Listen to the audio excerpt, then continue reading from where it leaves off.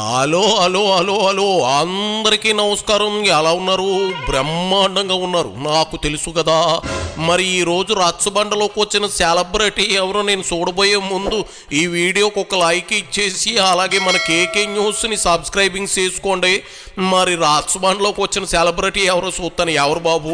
ఓహో, అన్నయ్య సన్నిధి అదే నాకు పెన్నిది అని ప్రతి చెల్లాయి అన్న మీద ప్రేమ కురిపిస్తూ పాటలు పాడుతుంటే నీ పాపం పండెను నేడు నీ భరతం పడతా చూడు అంటుంది ఓ చెల్లెలు. ఆమె ఎవరో కాదు, వైఎస్ ముద్దుల కూతురు జగన్ రెడ్డికి తోడబుట్టిన చెల్లెలు. పోలవరం గురించి ప్రెస్ మీట్ పెట్టిన, ప్రత్యేక హోదా గురించి మీడియా ముందుకొచ్చిన అటు జర్నలిస్టులు ఇటు సామాన్య జనం షర్మిల జగన్ని ఏం తిడుతుందా అనే ఆశగా చూడటం వారికి అలవాటైపోయింది.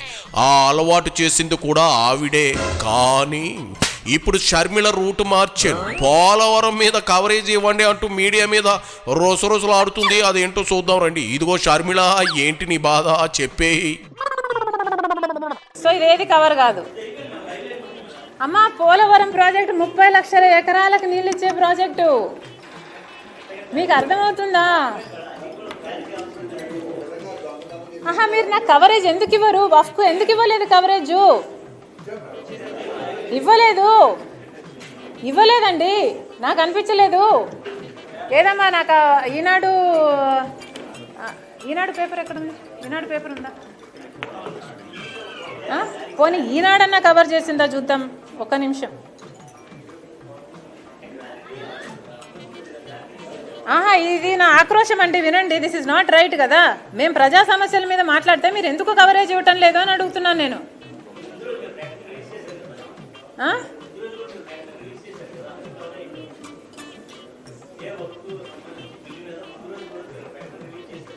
అంతేనా? జన్మలో ఒకేసారి మాట్లాడాలా? వక్ఫ్ గురించి మాట్లాడకూడదా? ఇదిగో షర్మిల, మీడియా మీద అంత ఆక్రోశం ఏంటి చెప్పు. పోనీ నువ్వే ఓ ఛానల్ పెట్టరాదా? మీ అన్నలాగా సొంత భజన చేసుకోవచ్చు. ఏమంటావు?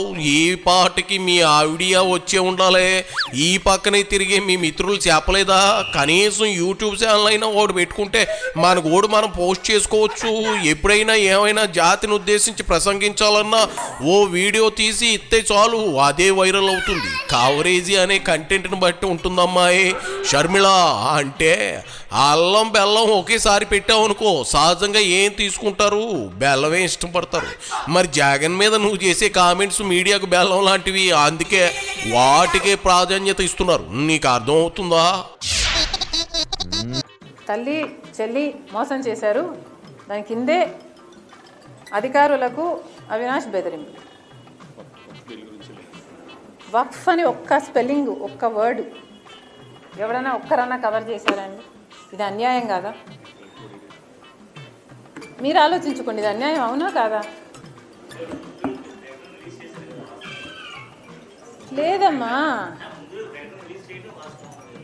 ఏమో నాకు తెలియదు. I don't know what you're talking about, but నాకైతే ఈరోజు కనిపించలేదు.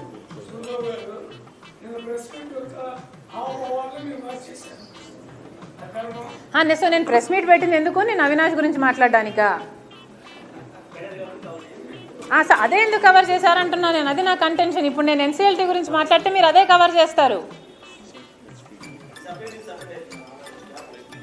సో ఈసారి కనుక మీరు కవర్ చేయకపోతే పోలవరం, ఇంకొకసారి నేను మీరు అడిగిన ప్రశ్నలకి ఏది సమాధానం చెప్పను. డీలా?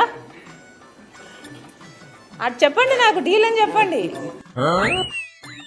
నువ్వు డీల్ అన్నా కాదన్నా జర్నలిస్టులు చేసేది ఏమీ లేదు షర్మిల. ఇక్కడ నీకు మ్యాటర్ అర్థం కావట్లా. నీ బయటలు కట్ చేసేది, స్టోరీలు రాసేది నీ ప్రెస్ మీట్లకు వచ్చిన రిపోర్టర్లు కాదు, అక్కడ డెస్క్లో కూర్చుని రాసే మేధావులది. వారికి సెన్సేషనే కావాలి. జనరల్ టాపిక్స్ అవి పబ్లిక్ ఎంత ఉపయోగపడినా వాళ్ళకి అవసరం లేదు. అంచేత నువ్వెంత గింజుకున్నా ఉపయోగం లేదు. కానీ అన్నయ్యని అట్టా వదిలేయకు. సరస్వతి భూముల వ్యవహారంలో జగన్ అన్న ఏం చేశాడో చెప్పు.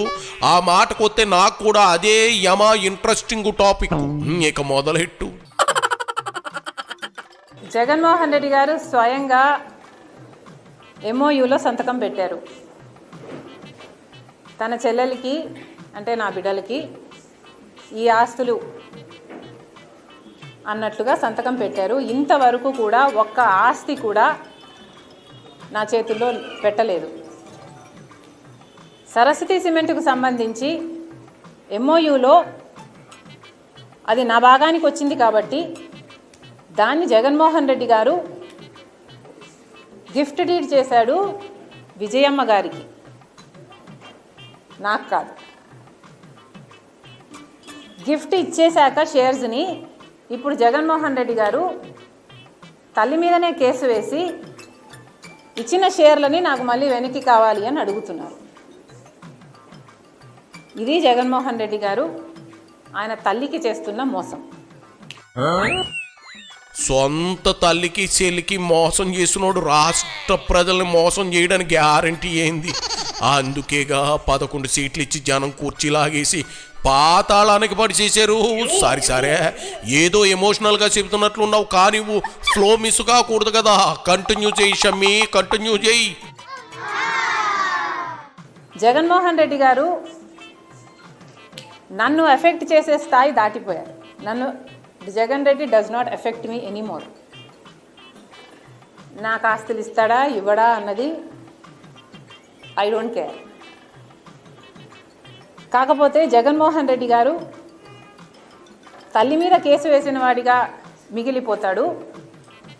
నా బిడ్డలకి, సొంత మేనల్లుడికి, సొంత మేనకోడలికి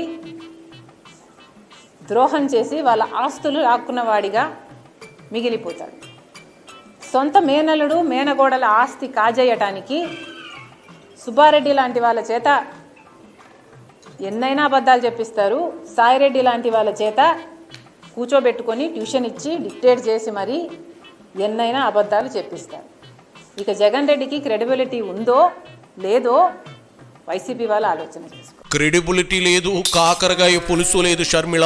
జగన్ రెడ్డి అనుకోకుండా లక్క మీద ఆయన ఓన్ టైం సీఎం మళ్ళీ జన్మలో దరిదాపుల్లోకి కూడా రాలేడు.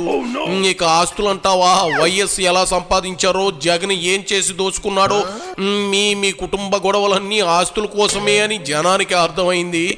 ఏ మాటకా మాట. జగన్ రెడ్డికి మాత్రం నువ్వు కంట్లో నలిసే అమ్మాయి. సరే చూద్దాం ఎన్నాళ్ళు ఈ నలుసును భరిస్తాడో. నువ్వైతే ఇక బయలుదేరు. పోలవరం ఎత్తు సంగతి మేము తేల్చుకుంటాం. పోయిరా షమ్మి, పోయిరా. అయిపోయి